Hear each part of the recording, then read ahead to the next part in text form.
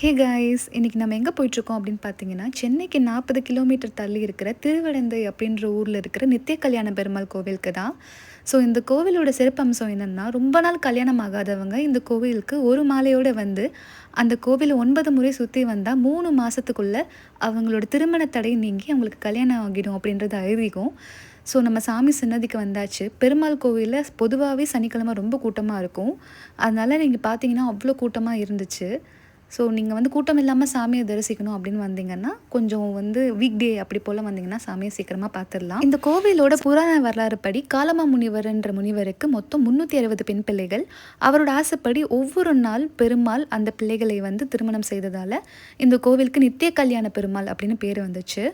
So 1300 வருஷம் பழமையான இந்த கோவிலுக்கு சேர, சோழ, பாண்டியர்கள், அப்புறம் ராஷ்டிரபுத்திரர்கள் எல்லாருமே திருப்பணியாற்றியிருக்காங்க. ஸோ தமிழ்நாடு மட்டும் இல்லாமல் எல்லா ஸ்டேட்லேருந்தும் இந்த கோவிலுக்கு பரிகாரம் செய்ய வராங்க. நீங்களும் இந்த கோவிலை விசிட் பண்ணுங்கள்.